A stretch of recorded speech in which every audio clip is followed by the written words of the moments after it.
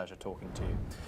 We now move on and over to Europe, where the US ambassador to the North Atlantic Treaty Organization says it is possible for Ukrainian President Volodymyr Zelensky to join this week's US Russia summit in Alaska as European leaders press for Kyiv to be involved in talks. Matthew Whitaker told CNN on Sunday that no decision had been made, but no deal can be made without agreement from all parties. The summit between President Donald Trump and Russian President Vladimir Putin has drawn concerns that excluding Zelensky could lead to Ukraine ceding territory, an idea rejected by the European Union. Zelensky has held calls with 13 world leaders in recent days, while German Chancellor Friedrich Merz said he expected him to attend. We're now joined by Madhav Nalaput. He's the editorial director of the Sunday Guardian.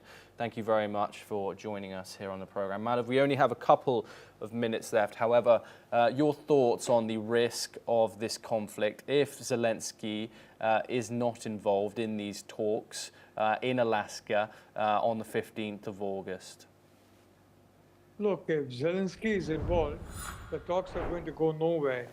And I'm not sure that President Putin is going to come to Alaska if he knows Zelensky is involved. Given the relationship between the two, Putin and Zelensky, I don't think Putin will come to Alaska if the Americans invite Zelensky, which is why President Trump had clearly said that Zelensky is not invited.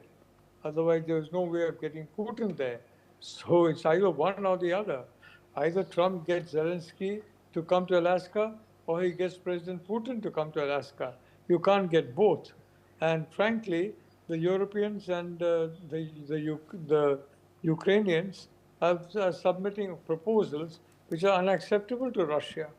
Now, if this is the way things are going, there's not going to be any agreement at all on this particular situation, and the suffering of the people of Ukraine is going to continue. Yes, Professor Nalaput, thank you very much.